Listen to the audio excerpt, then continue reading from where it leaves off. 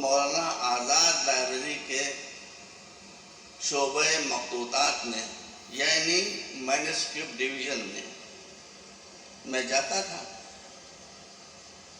وہاں پر ایک مینوسکرپٹ میں ایک مخطوطے میں جو میں نے دیکھا وہ آپ کے سامنے بیان کر رہا ہوں، پھر آیت متعلقہ پس کروں گا.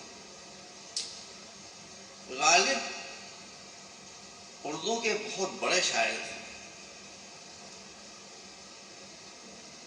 اور بہت ذہین انسان تھے.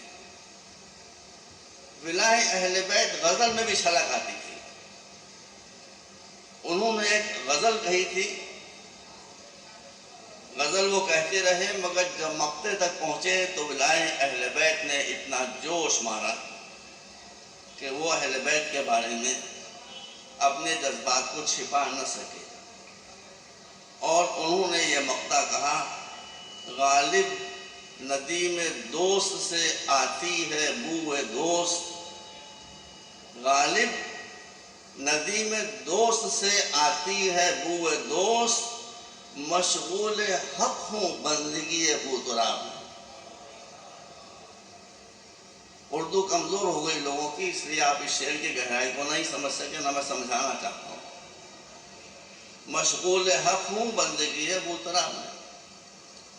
غالبی کے زمانے میں بھوپال میں، جہاں اس وقت اہل بیت سے عقیدت نہ رکھنے والوں کی حکومت تھی، ایک مفتی صاحب بھی تھے.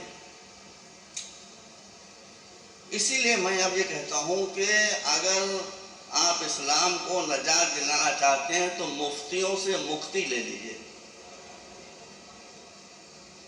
اب مفتیوں سے مکتی کا دور آ گیا ہے. بڑی پرابلم بن گئے ہمارے لیے مفتی. میں علماء کرام کی بات نہیں کر رہا ہوں، وہ تمہارے سر کا تاج ہے. یہ مفتی بھوپال کے سب سے بڑے مفتی تھے. جب انہی نے یہ شعر پڑھا تو شامت آئی. غالب کو خط لکھا.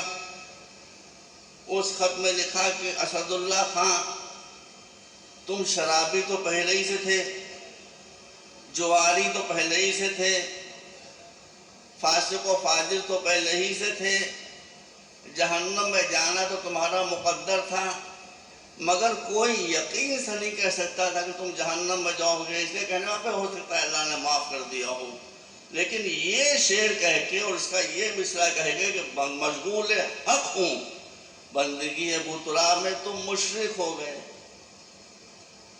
اور مشرک کے لیے نص قرآن ہے کہ مشرک کو نجات ملے گی نہیں، اس لیے اب تمہاری نجات کا کوئی سوال پیدا نہیں ہوتا. دیکھیے، میں نے جو دیکھا ہے اس کو میں دبا کے پڑھ رہا ہوں، کچھ بڑھا کے نہیں پڑھ رہا ہوں، کچھ کم کر کے پڑھوں گا. کسی کی دل آزاری میں نہیں چاہتا، مگر اب میں کیا کروں، میں تو کہہ نہیں رہا ہوں، لکھا موجود ہے. اور پھر بعد میں لاہور سے ایک میگزین نکلتا تھا پہلے، نقوش، اس میں جو غالب نمبر ہے اس میں بھی یہ خط موجود ہے، مجھ سے لوگوں نے بتایا. جب غالب کو یہ خط ملا تو انہوں نے جواب لکھا. اب مفتی صاحب یہ امید لگا رہے ہوں گے کہ غالب کا خط آئے گا تو اس میں یہ ہوگا حضرت قبلہ کعبہ مفتی دین متین اور یہ وہ سب لکھا ہوگا. وہاں سے غالب کا خط شروع ہوگا. یہ میں نے خط اپنی آنکھ سے پڑھا. غالب نے اس کا جواب یہاں سے دینا شروع کیا کہ ابے مفتی سن.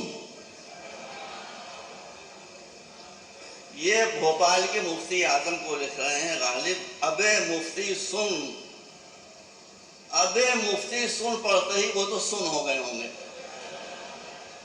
قصہ ختم ہو گیا. دیکھیے، میں بہت کاٹ کے تہذیب ایک جلسے کی ہوتی ہے اس کے لحاظ سے میں قدر بیان کر رہا ہوں، ساری باتیں نہیں کر رہا ہوں.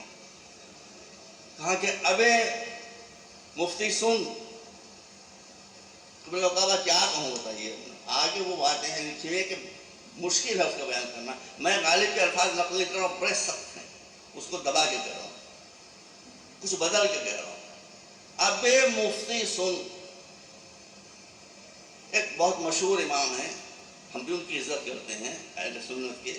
ان کا نام لے کر کہا کہ تو فلاں امام کے مسائل کے، عورتوں کے گندے خونوں کے حوض میں غوطے کھانے والا.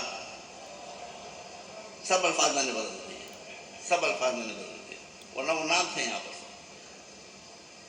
عورتوں کے نجس خون کے حوضوں میں، دیکھیے ادبیت دیکھیے، عورتوں کے نجس خونوں کے حوضوں میں غوطے لگانے والا، تجھے ساقی کوثر کا مرتبہ کیا معلوم؟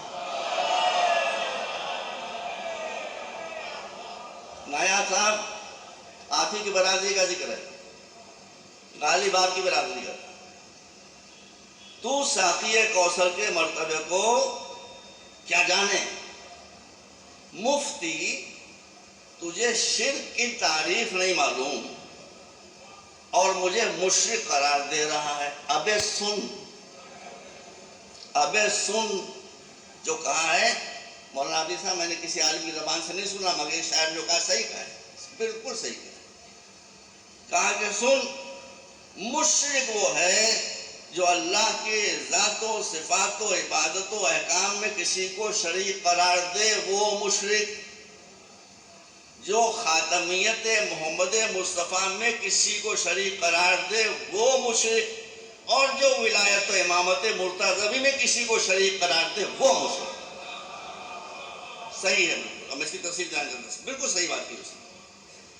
اس کے بعد لکھا ہے کہ تو نے مجھے لکھا ہے کہ میں جہنم میں جلوں گا، تو یہ تو مجھے بھی معلوم ہے کہ جہنم میں جلوں گا، یہ تو مجھے ہی معلوم ہے کہ جہنم میں جلوں گا، لیکن تجھے یہ نہیں معلوم ہے کہ میں جہنم میں کیوں جلوں گا۔ تو سن، میں جہنم میں اس لیے جلوں گا کہ جہنم، یہ غالب کے علاوہ کوئی لکھ نہیں سکتا، میں جہنم میں اس لیے جلوں گا کہ میں جہنم کی آگ کا ایندھن بن کر تیرے ایسے دشمنان علی کے لیے آتش جہنم کو کچھ اور تیز کرتا۔